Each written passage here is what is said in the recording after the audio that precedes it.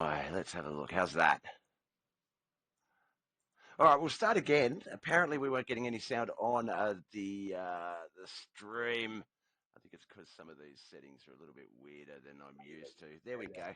And I believe our interview channel is working. If Chris and or Josh could just say hello to our audience. Yeah, guys. Hey guys. There we go. I think that's all working. I can see those levels coming up now. Don't have any chat coming through. So if anyone's in the chat, if you could just chat and let me know that everything is all good on that end. All right, we'll start again. So, welcome to the debut episode of The Bob Show. This is a weekly podcast, chat, interview, results show, opinions, um, sort of not hastily put together, but it's certainly an idea that sort of took flight and ran down. Can a little bit low on the volume, but we can hear. All right, let's bring me back up a little bit. There we go.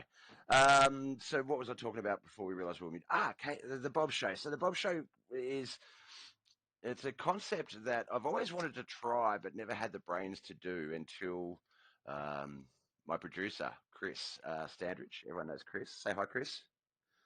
Hey, what's up, guys? Came to me with an idea. Just to sort of recap some of the shows. Not everyone gets to see a lot of the races. Some of the guys will race a few races and then have to go do some other stuff, so they're not a part of the weekly racing format. So we thought a results show, get to talk about some opinions, sort of talk about the week that has transpired, and just highlight some people that we deal with on a daily basis in the league, and get to know them a little bit better. Now, I do have some notes here as well, so I'll just make sure I got those on my screen. Now, I'm Bob. Obviously, you know me. I'm a broadcaster from Bob's TV. Started off in Mud Mules TV. Now, a bit about me is that Mud Mules TV started as it's a Facebook group chat sort of collection of people in iRacing that we all sort of hung out with, and went from there. And then, obviously, when you have your own league of mates. You want to broadcast it, you want to put it out there, you want to feel special with the wins and stuff. So the awesome Brooks Trammell came up with Mud Mule TV and started broadcasting our races, and it took off. Started to pick up a few extra races with other leagues, and unfortunately, because he's a working man, wasn't able to sort of fully commit. So I was like, well, look, I've got a bit of spare time, and I like the sound of my own voice. So I'll do it for you. If you've got shows that are paid, I'll get them out of the way for you, and then ultimately took it over and made it into what it is today. I've been doing that for about a little over 3 years now, I think, and it's really cool. I think I broadcast a lot more than I race. Um, Chris, you're a part of the show. Do you want to tell them a bit about yourself? Not much to tell. I don't really do much of anything but this, apparently. So, but I gotta say, Brooks Trammell. Now, if that's like the most Australian name you could probably have on here. He's I love American. it. So. He's American. Never He's from mind. Ohio. Yeah. All right. But I think that's probably You know why. what? I I used to think. teach history. This is maybe why they don't let me teach it anymore. Oh, also, hydrate, guys. Water, drink water, lots of water. Yeah. No, so yeah, Brooks. No, he's. I think it's Ohio. He's normally does stop in and say good day from time to time. He does have his own. Oh man, I wish I could remember what it was. Let me quickly look it up. We'll give him a bit of a prop shout out. Brooks. He does have his own gaming channel where he does. I think he's gone quite viral with the college football, NFL college game day 25, whatever it's called. What's his Um, so he's 864 Gamer Dad on TikTok and 864 Gamer Dad on Facebook. So we'll get some links in the chat for that shortly. But yeah, I'd be remiss not to give him the love because, as I say, I wouldn't be sitting here right now talking to you guys and putting this out here if it wasn't for him. He literally created Mud Muse TV. So big ups to Brooks. Yeah. Massive support for the channel as well. He's always supported everything. Any idea if I've sort of said to him, look, I want to do this now, or can I change this, or can we modify this away from sort of the original? And yeah, he's been very accommodating, let me taking on the baby as if it was my own. So no, it's really, really good. All right. Well, I think we'll jump over to the week in review.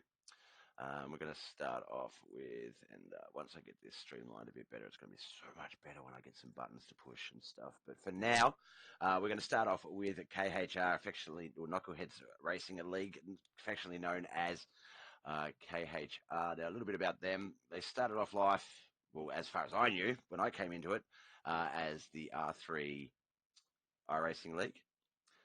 Josh reached out to me and was wanting to look at broadcasting his league. It just sort of, no, I think it had been going for a little while by that stage, Chris, if I'm not mistaken. Yeah. Yep. You know, and it's funny because he sent me some videos. He's like, "Oh, this guy's great," and I'm like, "Nah, I don't think he'll ever last." And I think it was sort of a good point. I don't think I was the best option out there, but I think that we were both at very similar portions. We both had sort of built a great foundation. We both had sort of the startings of something really good, and given the chance to sort of grow alongside another sort of group, i.e., Bob's TV or Mud Mule TV and Knuckleheads Racing League, I think pairing us together at that stage was definitely great for me. It improved my quality of broadcast and everything I did tenfold. The average viewers, the engagement, everything just went through the roof. We went through some visual changes to where we are now. And obviously, I think every season of Knuckleheads since, every season of R3 and Knuckleheads since has pretty much gone on to be the biggest season yet of each season. So they're obviously growing now. I can't take any credit for that. That's the drivers and the stuff that they put on the track, and we'll be getting to know a lot of those drivers throughout the run of this show. That's sort of part of the purpose of this show, is to get to meet some of the guys that we do deal with on a day-to-day basis, but don't necessarily get to talk to a lot. I know we're starting off with Josh, but I feel like the first show, sort of fitting that we start off with the man that sort of brought this all together originally. But results for last week. It's funny, actually, we've got some notes. Chris put some notes on the producer sheet that the first results, the late model race last Sunday night, it was a bit of a surprise. I'd spent the week before, and Josh, if you're listening, please jump on me for this whenever I do this. But I tend to write off the seasons a little bit before they finish. So we'd wrapped up the dirt street stocks the week before, and that was me. I was wrapping up the season. The season's done. Championships decided, and there was still a makeup race at Knoxville as well as the Eldora Championship race. So we'll start off with that one. That was Sunday night, the late model competition, Motorwear International late model competition. So the first race, makeup race, was at Knoxville. I hate not being able to see myself on the screen as well when I'm doing this. My notes are in the way. Was a daytime race. So the track, a little bit different to what they're used to of a nighttime race with the temperature and the way that the track will wear. Lane Grubb, he grabbed that inside line in that last lap and pulled off the victory over Michael Clark. John Bennett finished third. Harry Dominguez fourth. Mikey Mixer finished fifth. Jonathan Foxworth sixth. Wayne Bridges seventh. Travis McDonald eighth. Kelly McKellen ninth. Josh Bauer 10th. Roger Smith 11th. Von Mead 12th, and Chris Standridge was lucky 13th. I feel like that lucky was put there by last place. I met the stupid wall. Excuse me. Now, there isn't a broadcast, unfortunately. I do apologise to Josh. I did apologise to John as well. Once again, I knew coming into that Sunday after I'd written the week off saying it was all over, and I knew that there was a broadcast for Sunday, but I completely forgot that there was the makeup race as well. So we were only able to broadcast the Eldora race, the actual championship. And I think, I don't want to miss races, but I think if I miss any, I think not missing the championship race is the important one. But Michael Clark, he managed to get his revenge at Eldora. He started on the pole of the championship race and led all the laps, just really dominating victory to bring home that championship. And I believe, and Josh or Chris, you may be able to confirm this, is that our first back-to-back? No, I believe JJ is their first back-to-back. JJ, so we are second. So Dirt Street Stocks. Dirt Street Stocks. So Dirt Street Stocks had the first back-to-back, limited, the late models, limiteds and pros. Michael Clark won that competition.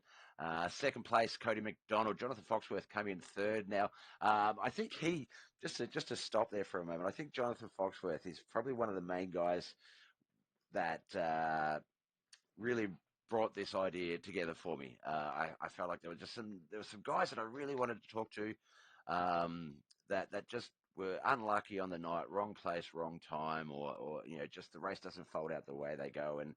And I think if the first few seasons I highlighted Dawson as the rookie that was sort of breaking through that glass ceiling, I feel like Jonathan Foxworth is this season's version of that. He always finishes around third place or back, so just outside those interview booths sort of positions. Now, Matt Smith was a fourth, and Wayne Bridges rounded out that top five in the race. Final points standings for the late models. Obviously, Michael Clark dominated, 55 points. John Bennett came in second, just beating out Jonathan Foxworth. Ken McLean came in fourth, and Travis McDonald rounded out the top five. Now, just to sort of talk on that a bit, I think opinion-wise, I think coming into this league, my favourite division was always the street stocks. I felt like it's the one division I connect with personally, but I feel like it was the one division that really did good guns in terms of numbers and racing. But I feel like the the late models were very close in sort of overtaking the excitement and the competition levels in that one. So I feel like next season, limiteds, I've got to stop calling them limiteds. Late model racing is going to be very exciting with Michael Clark looking to go the three-peat, which I think will be the first ever three-peat in our 3/Knucklehead sort of history, which is going to be amazing. They also started the grassroots racing this week, so no broadcasting, just getting back to what they know about. There was some soapbox derby. I don't think we need to talk about that. We'll skip that. No, we got to talk about that one. Yeah. You know how seldom I ever win anything. So Monday night, spoilers. Chris Standridge won the soapbox derby at Mount Washington, just beating out Chad Biesinger. Sorry. Now, for those of you that don't know about soapbox derbies, we had them in Australia when I was a kid. We called them billy carts. But same deal. You would put together the most rugged box and wheels combination you could, and you go down a hill as fast as you can with as little brakes and no accelerator. And that's basically what they did at Mount Washington with the soapbox derby. I've tried that once, I think twice maybe. And I feel like you start off confident, you get the roll going down the hill and everything like that, and then it gets to that point where it just sneaks past the point of control, and that's where it's really, really fun. But yeah, that one was run Monday night. I wanted to race that too. I reckon if I did, Chris wouldn't have won. But it would have been fun. We could have sold you some grip hack. Yes. Actually, surprising that Chad lost that race. We'll cover that later with one of our words for he our had grip sponsors. hack. I have gravity on my side. I got a nice belly that helps me get down that hill. And after that one on Monday night, they also had a Legends race at Cedar Point. And up until recently, I would have said that was a mad race. But I've gotten to Legends recently, and they drive a lot different to how I remember them driving when I came up through my rookie sort of C and D class career. But that one was won by John Bennett. Not a lot of news on that one. Tuesday night, the boys ran the SK Mods at North Wilkesboro. Tom Land pulled off the victory, just beating John Bennett in the last lap. All right, which one of you boys was there for that race? How many times did they beat and bash each other? It's not a real race unless John and Tom have beat each other into the wall twice. Exactly. I think there's some the video that we sent earlier. I think there's some footage of them running. Oh, damn it! Yeah. I was supposed to have done that. Let me just run some. No, that's the slideshow video. Oh my God, Bob, give me a second. Gilpin throws a monster slider on Randy Lines. Let me key up that. teething issues from our first Motor show, International but Late Model Championship round here's some is actual footage underway. from the crank week it up of now. racing. Oh, there's been a We started big off crash with already. late models. Here's the classic Lotuses. We've got the modifieds as well here. Off we go. The green flag. Let's do this. Now, just remember, all of these shows are saved, and you can go back and watch them. So any of the shows we do talk about results-wise, if you do want to check them out, just head to YouTube, Facebook, YouTube, Facebook, Twitch, Bobbeth TV. Is the address, and yeah, you'll be able to watch any of these great races. There's a couple of other older seasons and stuff. I think a lot of the knucklehead stuff will go back at least, what, a year and a half? There it is. A little bit of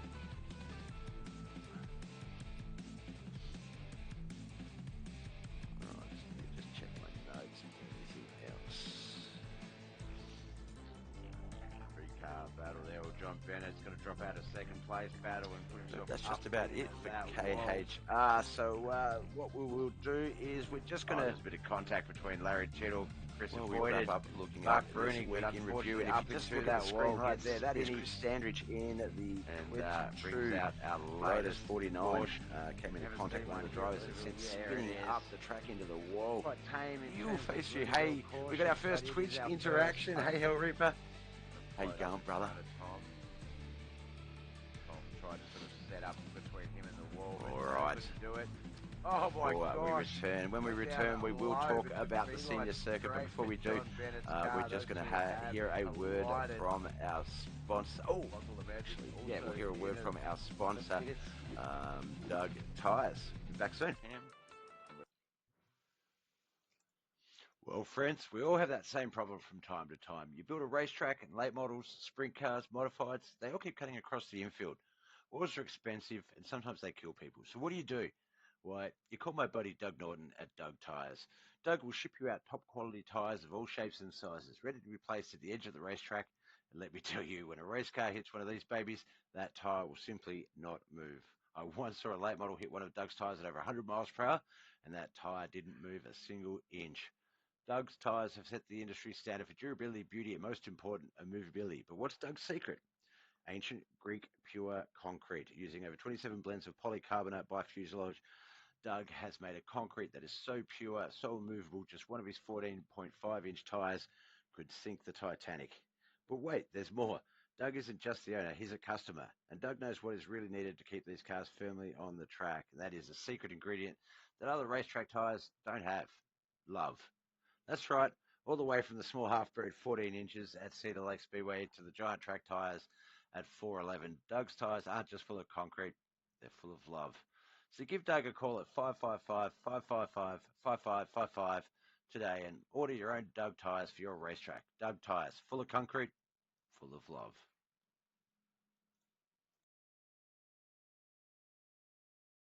All right, we are back. Thank you, Doug Tyres, for those wonderful words. Doug Tyres, made with love. All right, we're going to jump on over to the second league that we're highlighting this week, and that's the senior circuit. They started off their classic Lotus 49 competition on a Wednesday night. We went to Michigan International Speedway, and that debuted on Bobbeth TV. Now, Marcellus Bruning held off Larry Tittle. Those two had a great race all throughout the battle. There was some really good top 3, top 5 battling. Andrew Forrester coming in third. JD Taz Wardlow came in at fourth. Greg Langford fifth. Gene Watkinson came in sixth. Now, that was a really fun race, mostly just because I really do enjoy the open wheels. They're quite fun to watch, but oh, excuse me. But I know with those particular cars, you can straightaways and stuff fine, but you do have to let off and in the turns. And we did see that. I saw a few guys sort of get loose, get shot up into the wall. There was that initial crash at the start, but once they sort of got it going, it was some great racing. It was 50 laps, I believe, Chris. 40 laps. 40 laps. That's it. So 40 laps, and Yeah, you could see some of the tire wear towards the end. I think, especially Larry. I think he really overdrove that. Well, not overdrove. Like I'm sure he knew what he was doing, but that battle between him and Marcellus. Or Mark on the broadcast and Andrew Forrester was great, but I feel like some tire wear really sort of solidified that for Bruning in that race. Those guys are good. Let me tell you, they make it look Yeah. easy. Those are hard to drive. Without that wing on the back there, man, they wiggle all over the place. Oh, Tommy G, thanks for the official, Tom.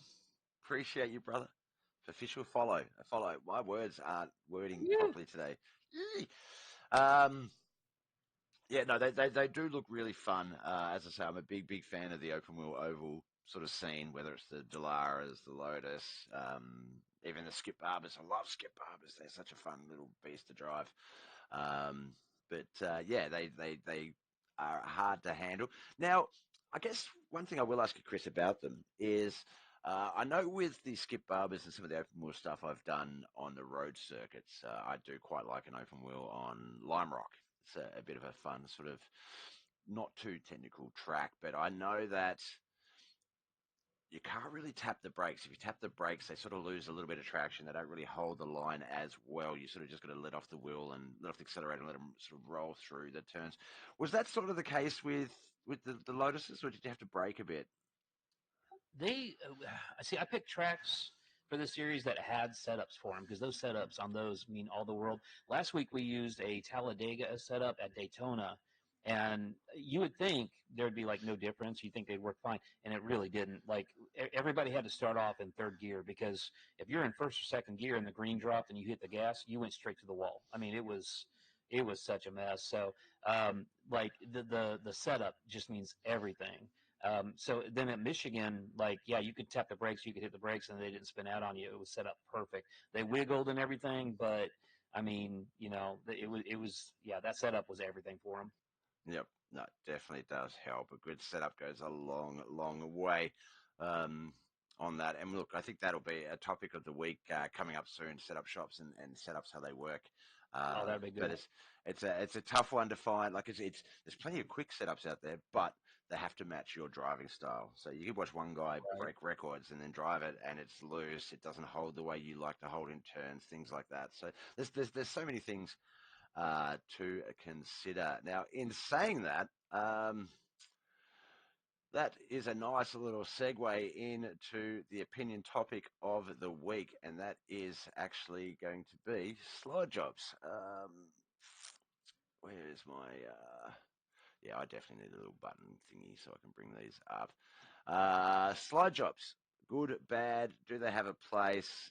Can they be done correctly? Now, we're just going to run a quick little video first, just to give everyone a bit of an idea of what a slide job is. And, yeah, we'll have a bit of a chat about what our thoughts are. Cam, review.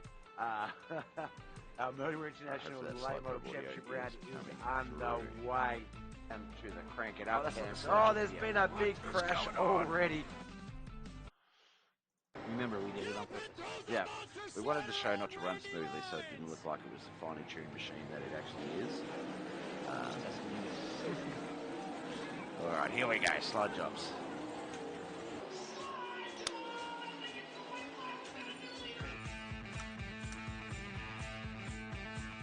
Perfect slide job is definitely when you clear somebody and they have an opportunity to turn underneath you. A lot of people are saying you could slide somebody and it's your choice to hit the brake or not, and then you rear end the guy and you both crash still. That's still not a good slide job. You can't just stop and park in front of somebody in an open-wheeled sprint car. So you got to clear them, and the guy's got to be able to have an opportunity to turn underneath you. Massino again looking for the lead with a slide job in 1 and 2. They're a tricky thing to time right. They can, as a lot of people have seen, they can send a lot of people undone quickly. So there's a fine art to them. You know, you have to have a little bit of finesse and can't just throw it in there wide open and hope for the best and come out the other side. Pulls up to the back bumper of Sherman, puts the slider on Todd Sherman, and give Randy Lyons a top spot. On the top of the speedway, Sweden heavy traffic, gets by Dumsney, that may seal the deal. Massino to the inside one last time with a big slide job. the spot from Robbie Kendall with Gerard McIntyre right behind him. Red flag, Robbie Kendall upside down big. Don't call him Air Force for nothing. Are you kidding me?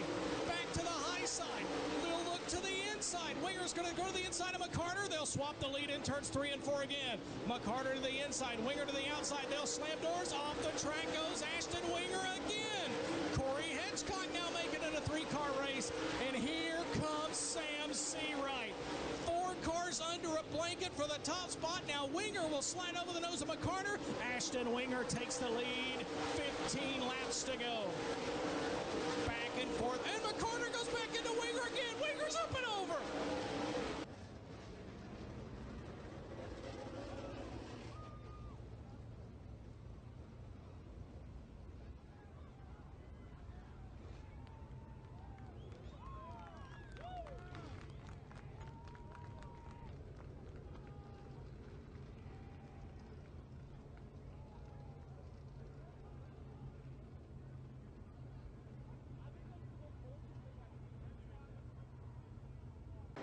Gilpin throws a monster slider on Randy Lyons.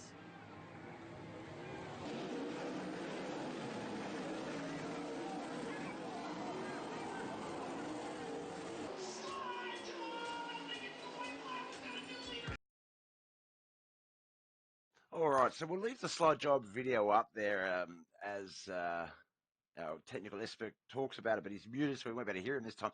But we'll leave that up there just as we do discuss slide jobs.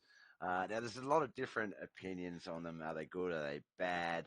Obviously, from a viewer and broadcaster's point of view, you know, you can't get anything more exciting, and they do. They make for a great show, but you know, a lot of people do dislike them. I was talking to a few of my mates about it prior to the show, and one of the guys, he thought that 90% of all iRacing sliders are garbage or trash, that they just aren't clean sliders. And I think watching that video, I was sort of going to joke and go, oh, that's a slide job. Because, yeah, some of those slide jobs are very different to what we do see in the world of iRacing. I think the cause and effect definitely weighs into that. Obviously, an on-track slide job. And both yourself, Chris, and Josh. Actually, am I right, Josh? You have raced on a real track in the past, haven't you? No, No, you haven't. You would like to. Sorry. Okay, so Chris. Yeah, I'm in that process now of getting a car, but no, I haven't got it on just yet. Now, obviously, sliders on a real life track are dangerous. They're expensive to fix. A lot of guys just do them in the heat of the moment. Do you see good slide jobs on a real racetrack, Chris? Sometimes, really rarely though. Usually, we run at pretty small tracks. We just don't have the big engine out there.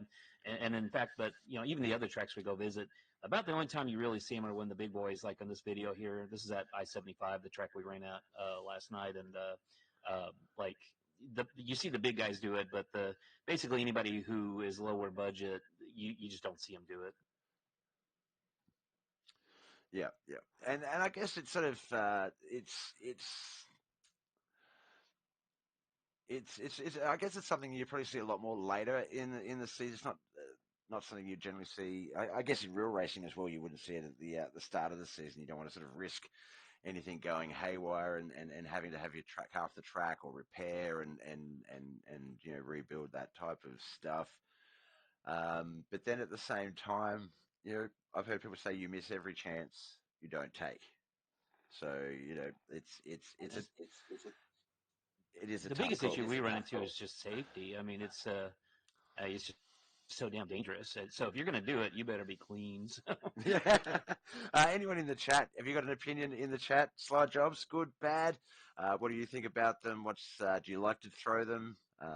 Is there any sort of tips you might have for people? I know with slide jobs, it's funny because it's really a two-part process, or a two-person process. So it's one thing to slide job someone, but then there's the etiquette of, what do we call them? The slide jobbee.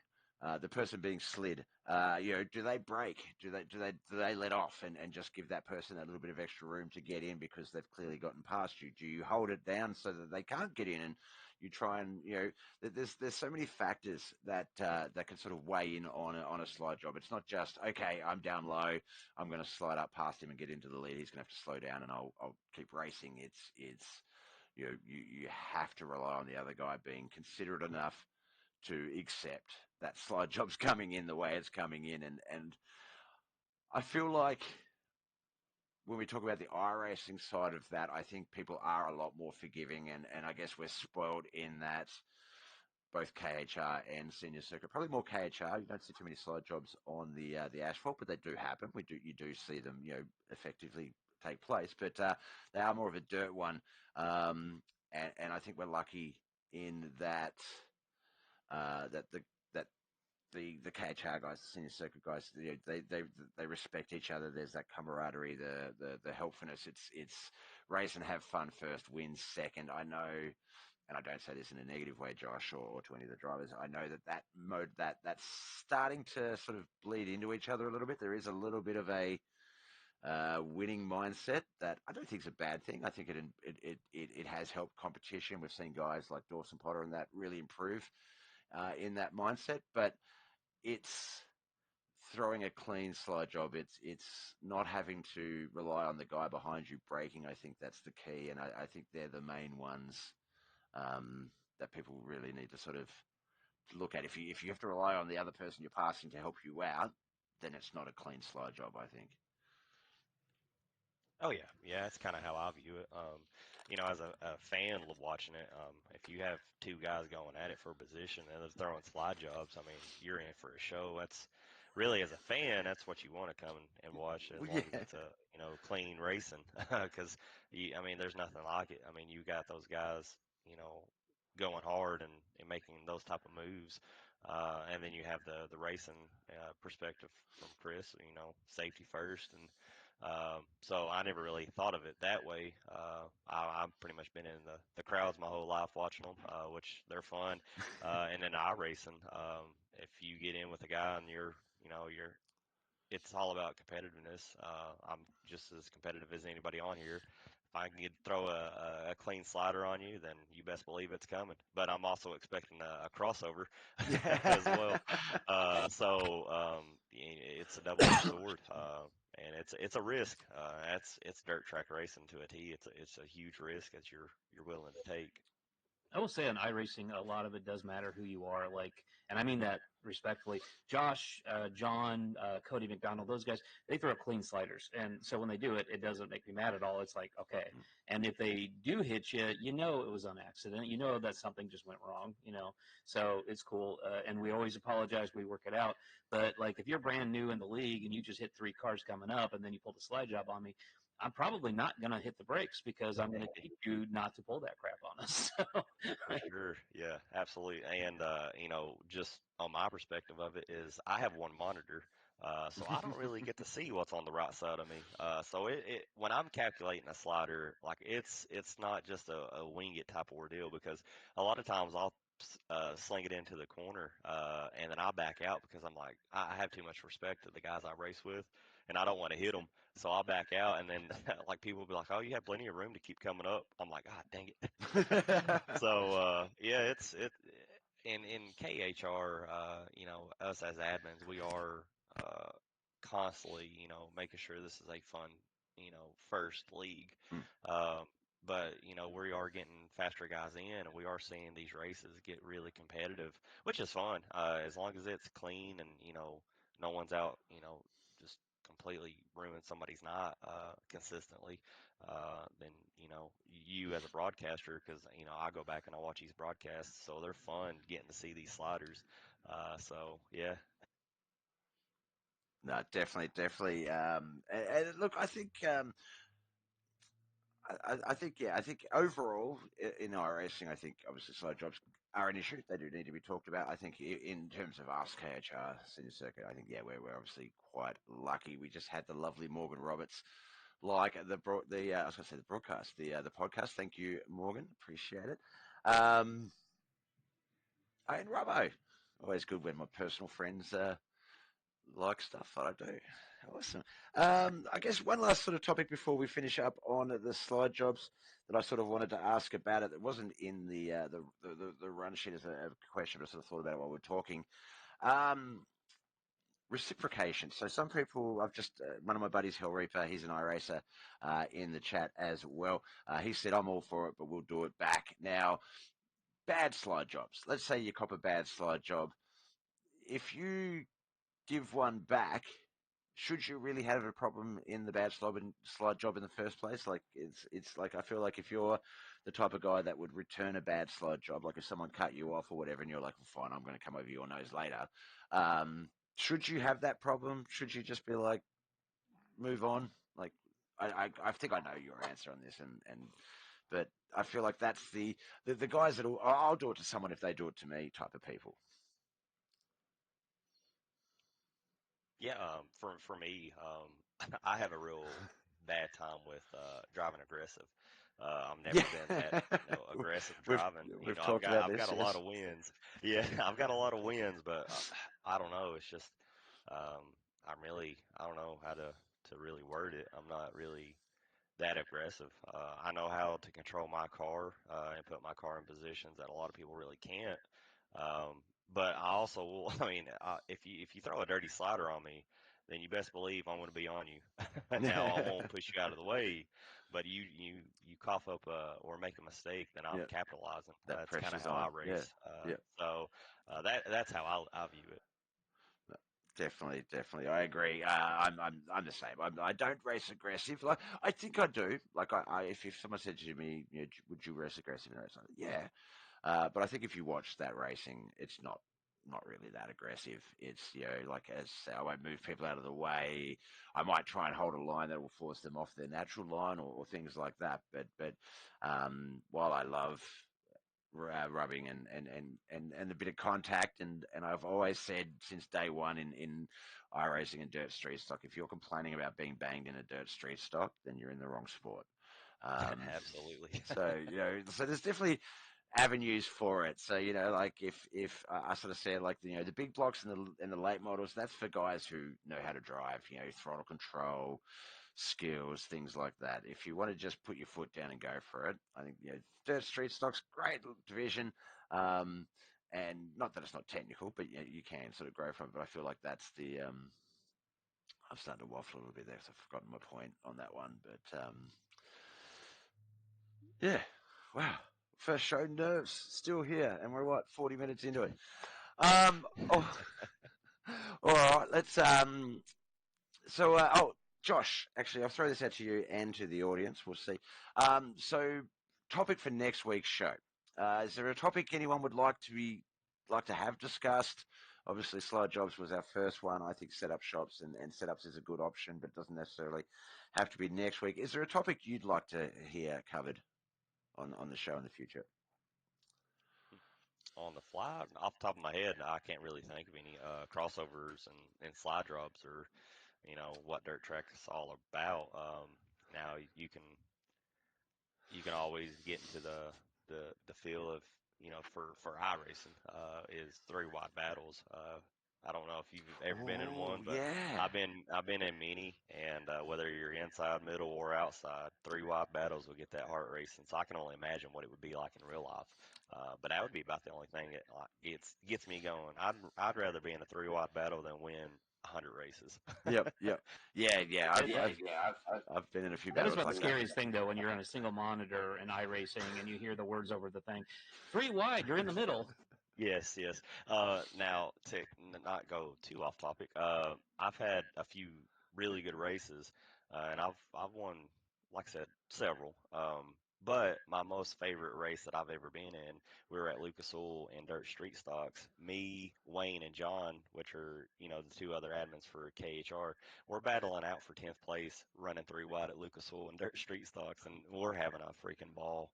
And I mean that was almost 2 years ago, and I still talk about it to this day. Awesome. When we started off, though, in the very beginning with R2, there would often be races of just 3 or 4 of us, and those were some of the most fun races, I'm telling you. Mm-hmm. All So right. Well, if I had a topic, it would be three wide battles, just to get other people's opinions about them. Because if you're, you're a good driver, it's fun. If you're a scared, a skittish little driver, I can imagine it's nerve-wracking. yeah, yeah. Awesome, awesome. Well, look, we're going to wrap that portion of the podcast up. I could talk about these all night and waffle. You've all heard me waffle.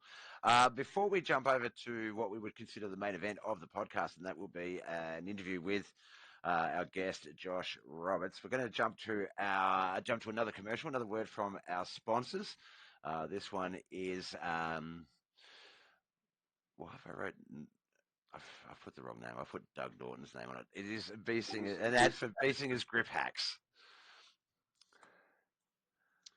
Well, All friends, right, there we if you're go. anything Now like I'll me, just you get that really logo suck on at there as asphalt well at racing. the same Sure, time. first few laps you're ahead of the leaders and everything's great, but after 10 to 15 laps, We're suddenly muted, you by the start way, guys. slowing down. That car starts pushing, gets loose, you start dooring other drivers. You're driving in street stock like it's on dirt. Before you know it, the leaders are laughing at you as they pass, and you're just praying to sweet Mother Mary that that idiot that crashes everyone will finally bring you the sweet yellow flag of relief. But it doesn't have to be this way. Chad Biesinger, 12-time world champion and 15,000 iRating driver, has developed a solution. The Biesinger Grip Oh Hack. yeah. Simply download the Biesinger Grip Hack and your car will never lose its grip again. You'll be flying around the turns of South Boston at the same speeds as the turns of Daytona, flipping off those drivers as you lap them for the third time. Now, the Biesinger Grip Hack comes with a money-back guarantee, and if your tyres fall to 99% wear at any point in the race, Biesinger will give you back every cent. Wait, Bob, isn't that cheating, you might be asking? Well, shoot, as famous iRacing driver Tom Land likes to say, those other guys are all cheating. I know they're cheating because I'm cheating and they're still beating me. With logic like that, who can argue? So head on over to BiesingerGripHack.com today. Download your very own code and start beating all of those asphalt snobs. Biesinger's Grip Hack. Biesinger's Grip Hack can cause vertigo, computer crash, eye strain, dementia, diarrhea, polio, and in some rare cases has been known to cause gout, smallpox, chlamydia, and hay fever. Do not use Biesinger's Grip Hack if you are pregnant or plan on becoming pregnant. Consult a doctor if you use Biesinger's Grip Hack and have an erection that lasts longer than 4 hours. In rare cases, Biesinger's Grip Hack has caused death, but that guy totally deserved it. Biesinger's Grip Hack kicks some ass today.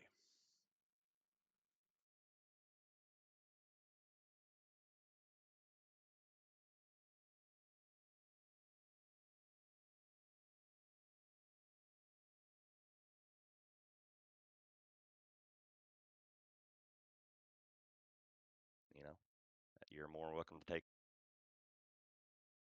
All right, we are back after a word from our sponsors. So thanks, Doug Tyres and Biesinger Grip Hacks for coming on board as two of our main sponsors for the Bob Show. If you are interested in sponsoring this weird little shindig we do have going on, then yeah, obviously reach out to myself, Chris Dandridge, our producer, and yeah, we can sort of discuss options and go from there. But up now, we've heard from him throughout the night, opinions and just general chats. But we've got Josh Roberts.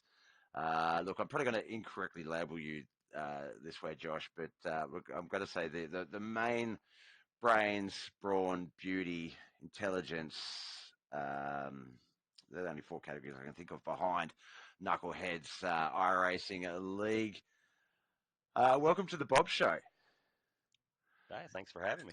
Now, let me just get my notes up. I've got a few little things sort of here, but they're just not where they needed to be. All right. So let's start off with a little bit about who you are, Josh. Can you tell us a little bit about yourself and what you do with Knuckleheads iRacing League? Yeah, so I'm one of the main admins for KHR Knuckleheads Racing. We're formerly known as R3 with Chris, but things went different ways, and we became KHR through another Vine, and we pretty much we're just a fun league. We mainly are a dirt track racing league, but the guys do like racing asphalt, so that's more power to them. I'm more dirt, but we just like getting guys in here who can race clean and race hard. That's pretty much what we're looking for as a league. And for me, I've been around racing almost my whole life. My uncles have all raced street stocks. I'm in that process of now getting a car and start racing in real life.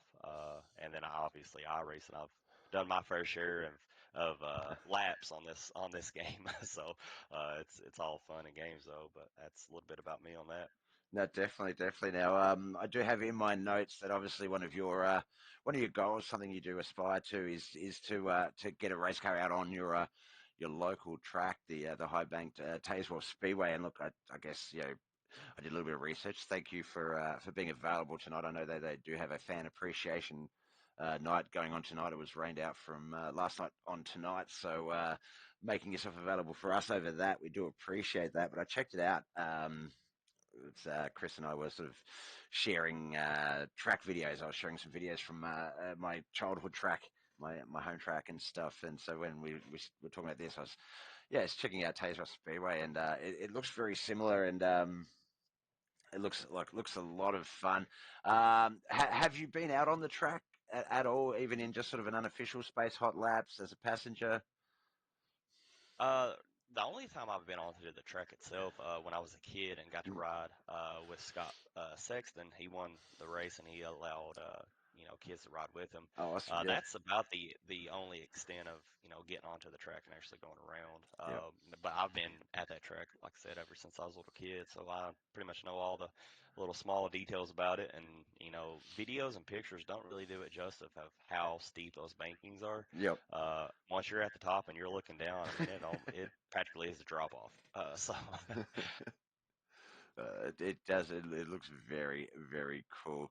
And I think, yeah, look, there's I haven't raced on a track. I won't go that far. I've been in a track as a passenger in a race, and I've been obviously on the track as a kid. As a kid who had a stepdad and a mum who raced on the track, and they were both the same sort of people as your example, in that they would take the kids back out on the track and do little hot laps and stuff with them. And I think there's no greater thrill than that, and the buzz that it creates, and the love that it ignites. I'm not a big real life, like, I don't drive much. Like, cars aren't really my thing. But as I said to Chris earlier, dirt track speedway, just the smell of clay, of ethanol, of burnt rubber, it's just a unique sort of experience to grow up with, and I think it's something every kid should have. So definitely, yeah, yeah. If you've got kids, get them to the tracks. I see. I've got a couple of guys with some kids who are under 5, under 6. They're very young, and just watching that same joy that I had on their faces, it's awesome to see. Now your dad, obviously, Kentucky's famous electrician, but also sponsors the Dirt Street Stocks. How good is that, having family involved in something that you like to do, and something that you've built? I love it. Dad, he's always supported me. Ever since sports. Me and him have similar passions. Obviously, that's where I get number 42 from, is from Yep. Dad. When he had a street stock, um, back in the day, he never actually got to put the motor in it before he sold it. But Oh, I kind of got that passion from him. So that's kind of why I run 42. It's more Dad and his honor for getting me and introduced me into racing. But for him to get on this sim and sponsor or one of the series, which is Roberts Electrical Dirt Street Stocks, and he's done it for multiple seasons now. I figured it would have been one season done, but he loves it. He talks about it almost every time we get together. Yeah, he talks about drivers, so he's actually getting to know the drivers a little bit more. He was honored to have Kent oh McLean run, yes, yeah, Ken. Roberts Mm, Electric. Yeah, so he asked me. He was wanting to sponsor a few drivers for that memorial race mm. that we threw up for you and your family. And then Kent was like, "Hey, could I run Roberts Electrical?" And I was like, "Well, let me ask him." And he said he would be honored. So, Dad, it's awesome having Dad on, sponsoring it. it sucks not having a championship yet because I feel like Street Stocks is my baby on this game, and I've yet to get it. But that's just I have speed, and I know I'm a good driver at it, but I just it's tough in this league because you got other guys out there that know how to get the wins too. So, but yeah, it's awesome having Dad as a sponsor, and I'm going to ride that wave until not. And if he wants to sponsor me in real life, I'll gladly put Roberts Electrical on it. That definitely would. Yeah. No, he's a great guy, Bill. He obviously supports the streams, the broadcast. Always watching, and yeah, seeing his logo appear on Ken's car, and I know what that felt like when I sort of. There's a lot of cars that have the Mud Mule TV logo on it now, but when it first started, it was just sort of 2 or 3 cars, and it not that it doesn't feel special now, but it was a different kind of special at that time, just because it came out of nowhere. It was just sort of like, hey, can I grab your logo? I want to chuck it on my cars. Why would you want to do that for? And it's, and yeah, it is. It's a great knowing that people support what you do, and it's great knowing that people want to sort of connect those two worlds together and do that. Now, I guess speaking about your dad, growing up, did he sort of shape what you wanted to be when you grew up? Was there a lot of influence, impact on that? And did you Oh, did you get to where you were sort of like, to that space roughly, and now that you're all grown up? yeah, he was definitely a huge influence on me with football and just sports in general. Because I mean, he was a really good athlete when he was in high school, 3-sport athlete, and transitioned with my family, with uncles, and just being involved with racing. We never missed a race. We were there, every weekend supporting it. Now, granted, as a kid, anytime he told me something, I didn't want to listen because I thought I knew more than him. But now that I've got kids and I'm definitely older now, I see a lot of resemblance. I'm practically my dad. I hate to say it because I was like, I'll never grow up and be like him, but Yep. it truly is like all of his passions have flowed over into mine. And honestly, Riley, my daughter, is starting to do that now because I don't know if I've told a lot of people, but there's a handful of people that I told. When she was 2, she snuck off from the bedroom and came in here while I was in a heat race. And she climbed to my seat, and we ended up winning that heat race. And she was actually steering the steering wheel with me. But I looked down, and I saw her smiling, Yep. and I took a picture real quick of it. And that's something I cherish. And if they want to race in real life, then I'm gonna, support them just like my dad did. And I'm just gonna, not going to force it down their throat because he never done that. But one of our biggest passions is dirt track racing.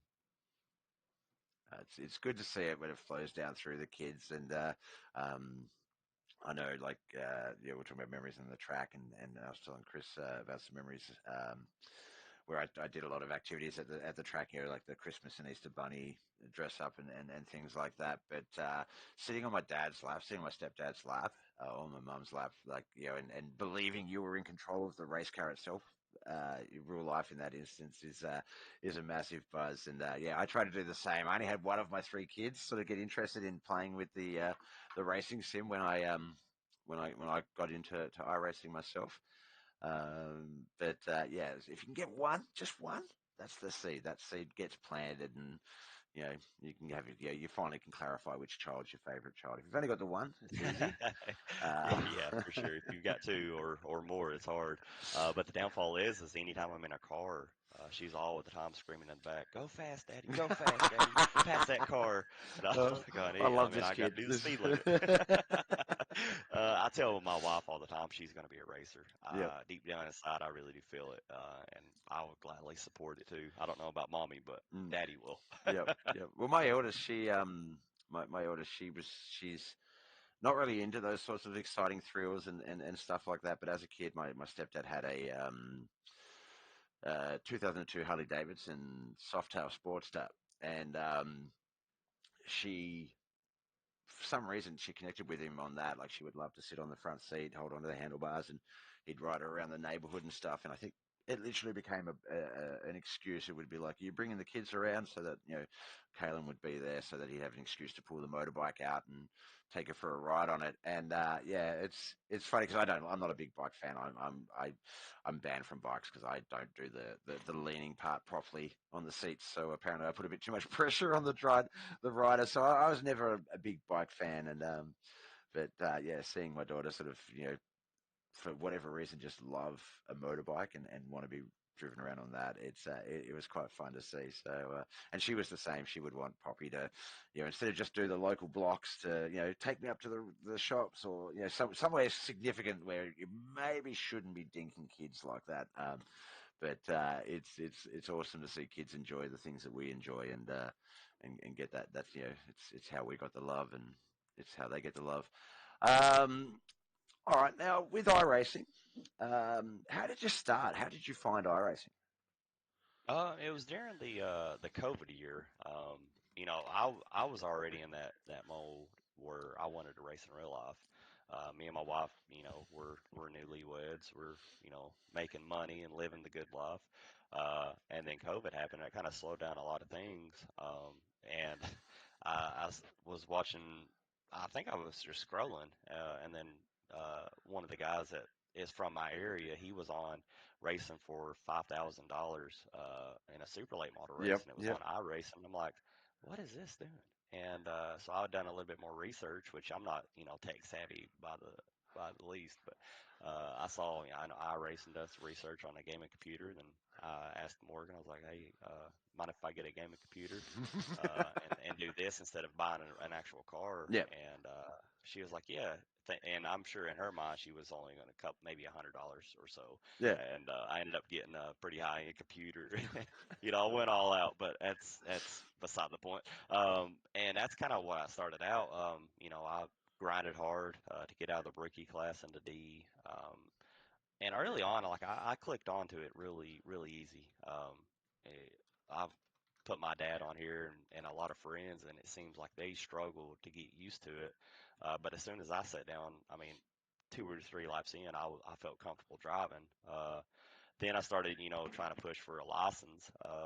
And, if anybody's on here, it's been through D class racing in the license. It's those sessions, man, are wild because those guys are just they'll take you out just because. And then I stumbled upon a league, and really that's where I met a lot of these people that we're with today. And league racing was way better. I had fun racing.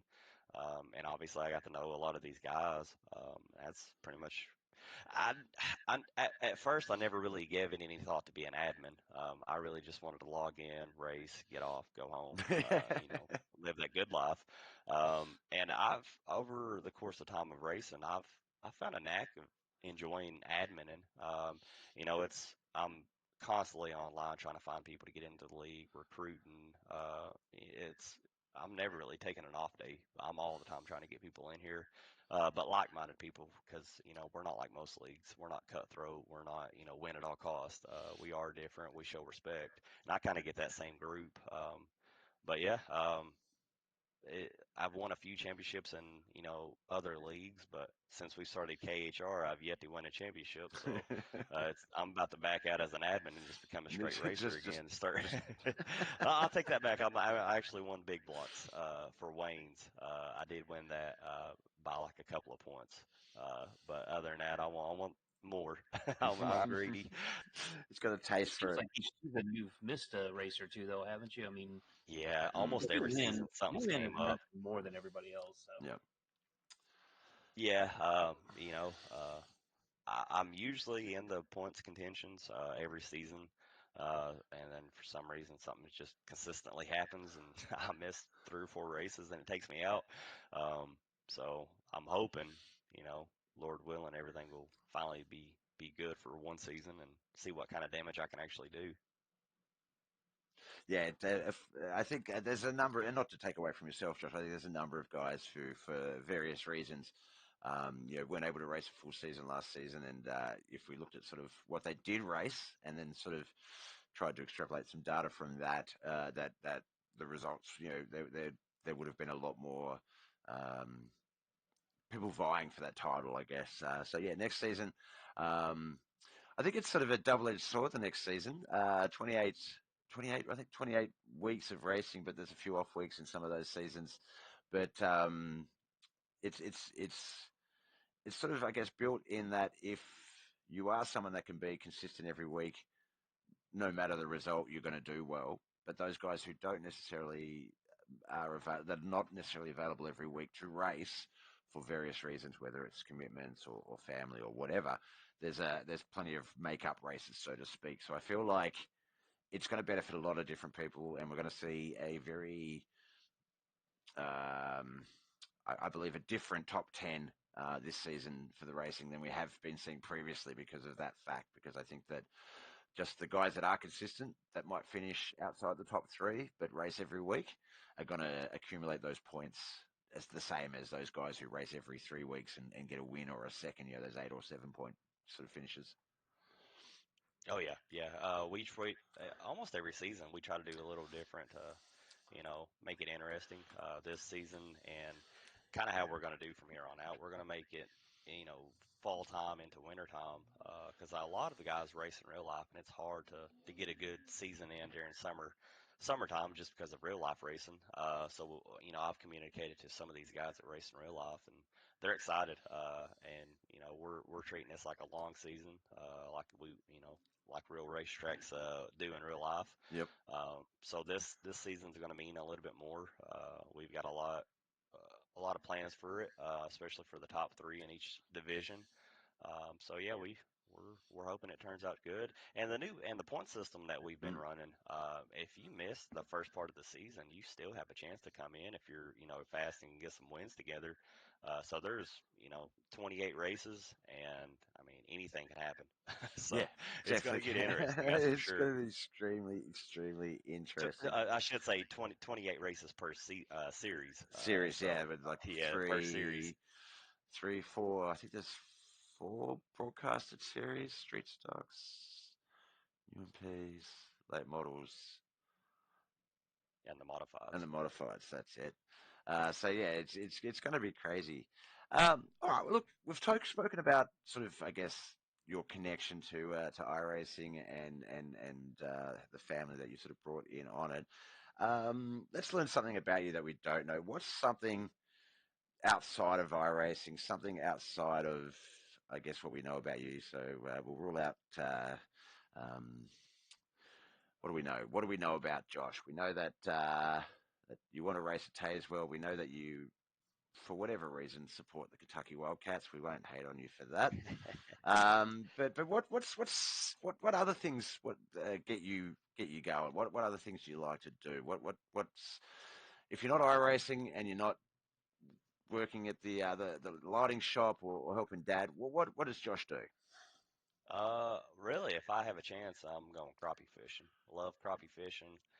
Love bringing crappie home and having a fish fry. That's one of my biggest, hobbies that I love to do. And I love to play basketball.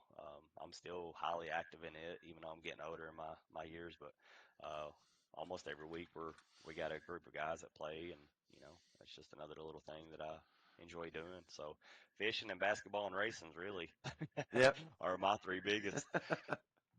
I haven't been fishing in a while. But yeah, fishing very fun. I love fishing. Now crappies. What crappie or crappie? Did you say? It's a crappie. Some people call it crappie, depending on Yeah. where you're from. Are they just what Crappie. we would like? We have fish in Australia. I can't remember leatherback, leatherjack. Real tough hide sort of scale fish, and we call it a shitfish. Is that sort of the same idea with crappie fish, or like is it considered a shit fish? Is it not a good fish to catch, but eats all Oh, right, no, no, or no. what's the? Yeah, no, it's definitely not a bottom feeder or anything like that. It's a really good meat fish. If you get 14, 15-inch crappie and you fillet it, you're gonna get some good meat off of it. And you there's multiple ways to eat it. Yep. It has a good taste. It don't have the fishy taste. So if you ever get a chance to eat some crappie, do it. Yeah, I promise you, you will love it. And some people say it tastes like chicken. So Yeah, I saw a list actually the other day of things that taste like chicken but aren't, and yeah, it was a scary list. I No, can only imagine. I'm just looking them up now. So yeah, different. Look like they're a member of the sunfish, or part of a bass type line. But yeah, no, we obviously don't get too much like that down here in Australia. Um, we do more of our fishing. We do have freshwater fishing, but most of ours is saltwater, sort of beach fishing and stuff like that. Right. All right. Well, we do That's have a. oh, sorry. No, that's I where was you go. just going to say, the Goliath grouper. I definitely want to try that one time. That's something I've always wanted to do because those fish can get massive. Yep. We down here in Australia. I guess there's a lot of different ones, but I think mainly like so for freshwater fishing, like we go for trout instead of say like the bass and catfish, things like that. Freshwater. Would you guys have flathead fish in the US? Do you know what a flathead Like a is? we kind of like a flounder or They, like a flathead they're catfish. so they're like they'd be closer to a catfish, but without the whiskers, so to speak. And they're kind of like sort of like a normal fish shape, but flat like a flounder. And then they have a series of spikes, like a fin that runs down their back that stands up, and it's like a spike that protects them from like predators. They tend to live on the floor. Um, but they're about the only thing I can sort of see that they're kind of, and they come in quite like, I think we catch ours at a minimum of like 30 centimeters, but in inches. Chris loves when I do this. 11.8 inches. So they start off pretty Oh yeah. decent, and then just Hmm. like then you get like king flathead and all of that sort of stuff. Now we do have our first audience question. Comes in from our viewer Chris Standridge. He wants to ask Josh how it's going to feel when Tennessee beats Kentucky in Knoxville again this year. How do you feel about that? It ain't happening. uh, no, it's football. Kentucky's traditionally been known not to beat Tennessee. That I'm hoping and praying that tide is turning quickly because Tennessee basketball is getting pretty good. Because usually my go-to line, which almost every Kentucky fan says, "Wait till basketball season." But now that's starting to transition out because Tennessee's getting good. However, we're getting pretty decent football now. So maybe we'll get the win in football and basketball, and then we'll come back to this question later down in the year. That's it. Oh, I'm That's sure it. I won't hear the end of it. You best believe it. There'll be signs like I'm on sure. cars. All my cars will be Kentucky. So just They're to definitely. obviously I'm Australian. I don't sometimes I don't know how I was going to say that.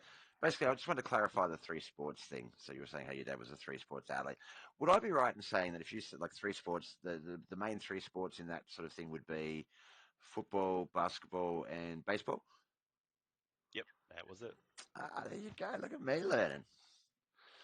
John Yeah, Bennett. pretty good. John Bennett in the audience wants to know, Josh, how does it feel to be the second fastest on his race team? Oh, the good questions are starting to come out at the tail end of the interview Yep. here. Well, I mean, I feel like my job is accomplished just because John forgets who trained him. Uh, so Wait, yeah, I'm confused. If you're the second fastest, who's the fastest? he's saying he's the I fastest, think yeah, I think he's and the implying that. J&J Motorsports. But that's a debate for another time because almost every big race we've been in, I'm usually the one winning it. But I'll let him have his glory, and I'll just say my job here is done just because I trained him and taught him everything I know to make him fast. Because I was tired of lapping him every race. They've both So been kicking my ass left and right. So. All right, I think we've gone over a little bit, but that's not too bad. I think we'll come up with some sort of closing questions for you here, Josh. There was a few more I wanted to ask, but it's been such a good chat. We sort of kept going. Um, what's so in a racing space, iRacing space, I guess. Obviously, let's face it, that's the majority of the people here are here because of our iRacing world. So, what's some advice that you would that you feel like our listeners should know in regards to iRacing? You definitely can't win in the first corner. It's happened many a times. Some people I feel like get a momentum run and think they can pass the whole field, and that causes a huge problem. But for like I said, my advice is a little different just because I'm not like most. I'm not a super aggressive driver, so I can't really give you a lot of advice. I just, wait my turn, be patient, run my lines, and run my race. That's kind of how I do it. If my speed, overtakes somebody, then you know, allow that and move on because I'm all about respect versus trying to get that win and gloat about it for a while. I'm more about respectfully racing. Yeah. Yeah, the bragging rights is fun though. We do enjoy the 7 day bragging Only rights. over John, for sure. He's the only guy that can get under my skin and get me going and want to push him out of the way. Now, just a follow up to that advice. What is something that I know that, and this is something I love to do, is I do something and then I look up. Okay, what should I have known before I did that thing? What would have helped me know that? So same thing to you. What do you wish you knew before you started your racing / iRacing career? Um, I I wish I learned about throttle control early on because I thought hammer down all the way no matter Yep. the laps. I've lost many really good races just because I was inexperienced, and but I've won my fair share just because I get a huge lead and I kind of coast. But yeah, I'm a little different. I feel more comfortable with the wall. If my car is against the wall, then that's kind of how I do all my passing. I wish I knew how to read the track a little bit better because that kind of lost me the Knoxville race in dirt street stocks for championship night. I had a huge lead. I've ran many races there where as the race progresses, that line is against the wall, Mm. which is what I want because that's where I feel comfortable. But Cody, he snugged up against that berm and cut me down because I was looking at my relative and I had like a 3 second lead on, and then it was a 2 second, then a 1 second, then he's gone. And then Kent, he's the one that actually I was tired of losing to because he hangs the bottom uh, the almost the whole Mm. race. Yeah. And I'm like, how does he do that? And be competitive because some tracks, it's a high line dominant, and but he's always got speed at the bottom. So he's actually, slowed me down a little bit. So I had to go into practice and, I had to hug the bottom. But if anything, I wish I knew how to, read the track a little bit better as the race progresses. Because early on, I was just winging it. I was, hot rodding it and trying to win as fast as I could. Oh, excuse me. Yeah, no, I'm the same in each track I would treat differently, but I would sort of treat that track, like say Lunaville, for example, I think is the best one. My line was always the same. It would come in very low in one, you almost cut the grass, fake slider line up into two, run 3 and 4 in on the burn up high as you can, and repeat. But I think if I went back, if you go back, say, a year ago, that sort of technique would be fine to go to each track and have it broken down like that. But I think with the advancements, especially with the updated tire models and the technical updates that they've rolled out, I think that you are sort of having to race the situation, not the track. So, it could be 12 cars doing, 30 laps and the track doesn't get beat up too much. It could be 15 doing 35 and the track gets fully beat up at lap 10, like it's just racing what's in front of you on the day, not sort of coming in with any sort of idea, which has been fun, especially broadcasting yourself, your races, the KHR races, because obviously, you being on the outside and being very dominant was such a standard factor to the races for a long time before those changes, and it's fun and interesting watching you guys sort of have to modify your race sort of technique, your planning to sort of allow for that, and to see some guys go down low when like you sort of see some, let's say a 45 lap race, you'll see some people get to about 15, 20, and they'll look down low and see if it's there. But yeah, guys, yeah, like you said with Kent and other guys that just they go down there straight away and they make it into something. They make it work rather than waiting for it to work. And I think, no, I'm the same as you. I think if I had one skill that I could go back and go, this is the skill you have straight away at the start, Bob, throttle control is it. Just hearing the words slow in is fast out. It just doesn't make sense to me until I've sort of discovered it my way. Yeah, it's fun watching those guys because it does. It puts people like yourself who are just fast high line runners. It really puts you guys on your toes. Well, I mean, we've spoken a little bit about what's next for you, but just as I guess as a closing question, um, what is next? What have you got coming up? We got the grassroots little mini series, just for fun. To if the guys want to come out and race, that's going to be starting up tomorrow with pro late models at Oswego. I'm thinking that's how you pronounce that right. Yeah, And I then saw. Pro Truck Wild West, which this little mini series is going to be off the wall. Something that we don't typically do. It's just going to be fun. Come out, have fun with us. Enjoy it. And then after that, really, we're all of us, at KHR, we're buckling down and settling in for September because that's the season. It's going to be a first for all of us because it's going to be treated as a real life racing season. And like I said, we're definitely planning on uh, giving the winner, second place, and third place something bigger and better than seasons past. Mm. So really, that's mine. I'm going to have to do a lot more practicing because with everything that's been happening, I haven't been on here getting laps in like some people have that live on this game. So if I'm going to be in contentions out of any of these championships, I'm going to have to get back to putting some laps in during the week or what. And hopefully fine tuning my skills because I feel like I'm getting slower slower by the race. Yeah.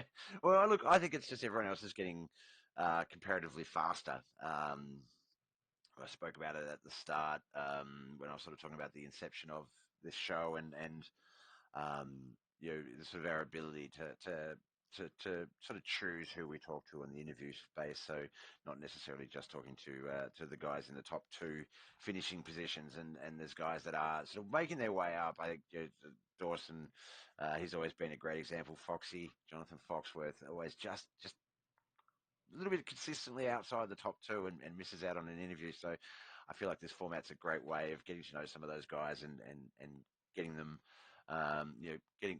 getting a bit knowledgeable of the guys. But I think that with with you getting slow, I think they're getting faster. I think that those guys, there's a few sort of guys that are just starting to be a bit more um, right place, right time. They used to be wrong place, wrong place, wrong time.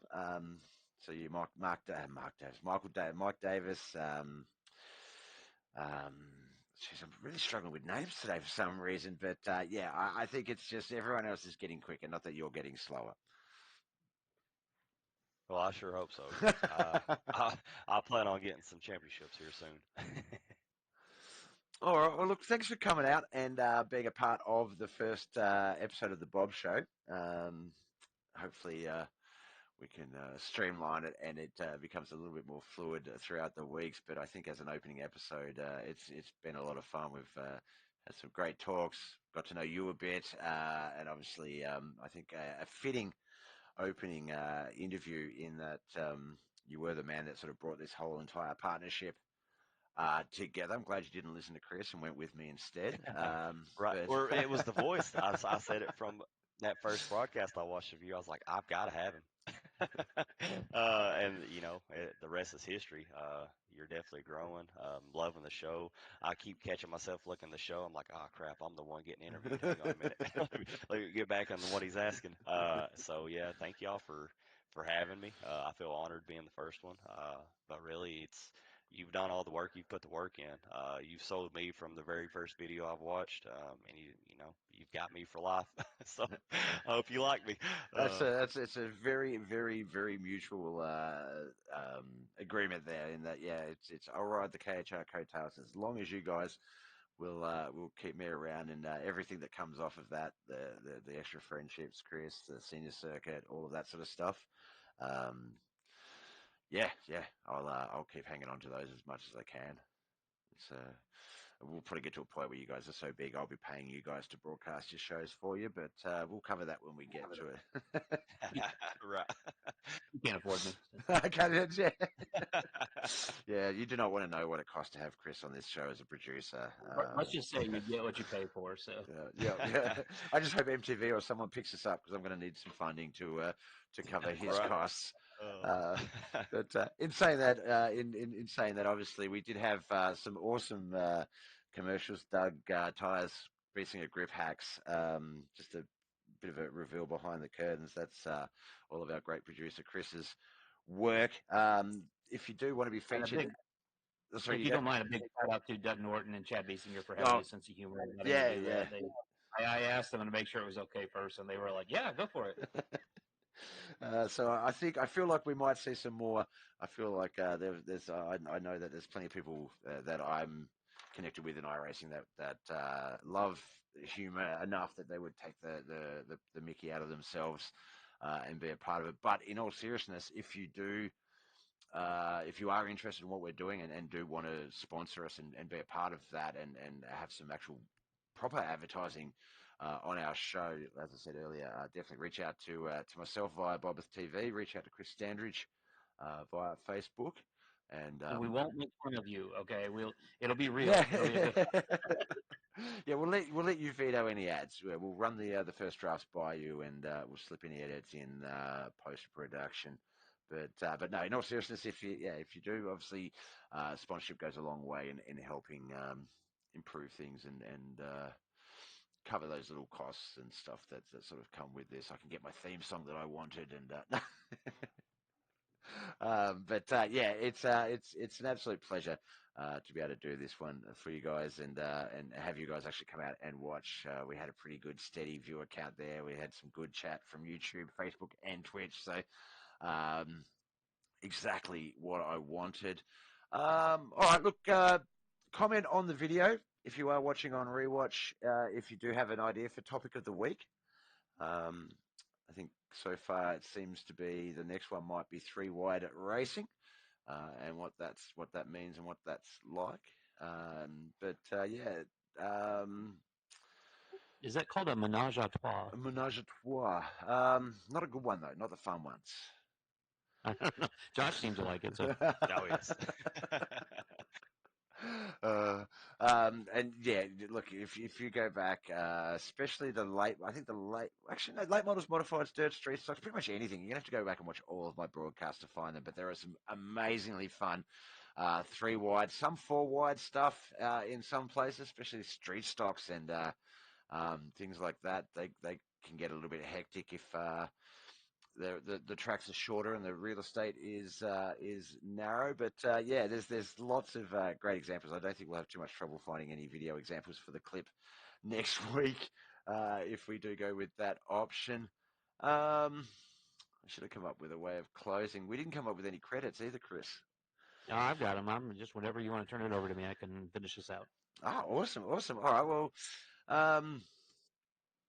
so you don't need anything visual on the screen. It's just a verbal thing, I guess. Oh, we got this handsome picture of Josh over here. I'll take it. Yep, that's already on the screen as well. All right, well, look, for the Bob Show, my name's Bob. I'm going to call it here. We'll throw you over to my producer, Chris, to wrap the show up. Thank you so much for coming out and watching. Please remember to follow, like, subscribe, all of those fun things. Bobbeth TV, YouTube, Facebook, and Twitch. Coming up next week on Wednesday night, Thursday morning Australian, will be is it the second round? Is it still the Lotus or is it a different car each week? No, it's the third round. Lotus. We're going to be running road course. I forget which one though. Ooh, Hopefully it's Watkins Glen or Watkins something. Glen, yes, Yeah. Watkins Glen. Yep. The safe If I don't course. come in last, then it's because I didn't start at all. So yeah, come and check out. Come and check those out. The classic Lotus 49s, the 1949 edition of the Lotus on Watkins Glen. It's going to be a fun race. If you thought the Michigan one was fun, wait till they have right-hand turns to contend with as well. And then obviously back again at Saturday night, Sunday morning, Saturday night, 9 p.m. Eastern. It's Saturday night for us, yeah. Saturday night, 9 p.m. Eastern. Sunday morning, 11 a.m. Australian. I'll get it right eventually. It's, this is sober, Bob. No, jokes like that, Bob. Jesus. All right. If we had a flat Earth, it'd be easier. All right, I'll throw over to you, Chris. Thanks for watching, guys. You got some music to play me out here? We'll play the intro. There you go. That'll.